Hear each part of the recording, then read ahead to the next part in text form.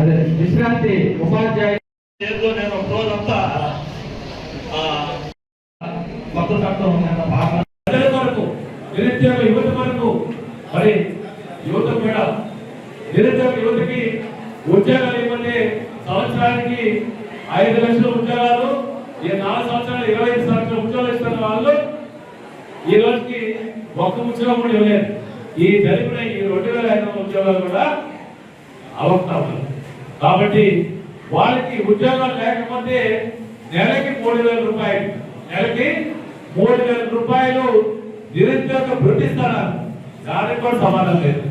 మరి రాష్ట్రంలో చదువుకునే విద్యార్థుల వరకు ఫీజు రీయింబర్స్మెంట్ అంటే ఇప్పటికి 6500 కోట్ల రూపాయలు బకాయిలు ఉన్నారు.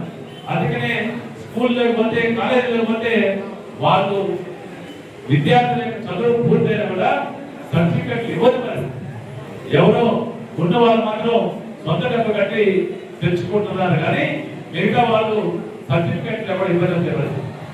వసతి దీవెన మరి దానికి కూడా ఈరోజుకి ఇచ్చే పరిస్థితి, అది కూడా 2500 కోట్లు ఇవ్వాల్సిన పరిస్థితి. అంటే కలిసి 3500 కోట్లు కలిసి ఈ రోజుకి ఈ వెల్లుపాటి పార్టీ ప్రజలకి ఇచ్చిన కార్యక్రమాల్లో 10,000 కోట్ల రూపాయలు బకాయిలు పడ్డారని ఈ సందర్భంగా తెలియజేస్తారన్నా. మీరందరూ కూడా రావాలి. మీరందరూ కూడా రేపు 4వ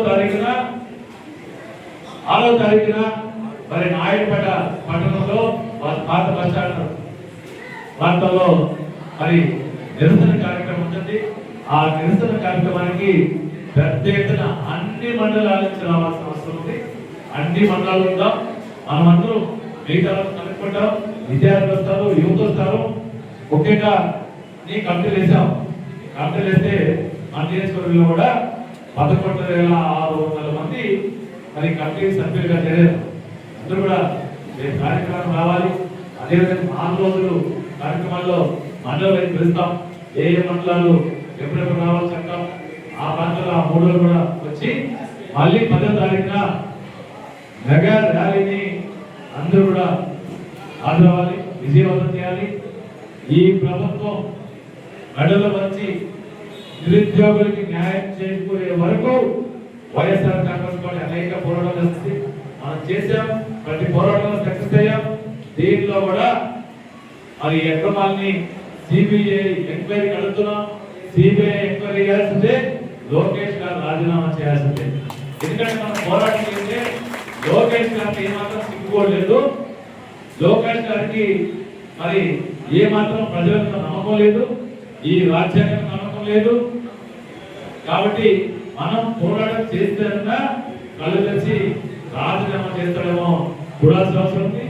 రాజీనామా చేసి సిబిఐ ద్వారా ఎంక్వైరీ చేయించాలని మరొకసారి డిమాండ్ చేస్తూ మరి కార్యక్రమానికి ఇచ్చేటువంటి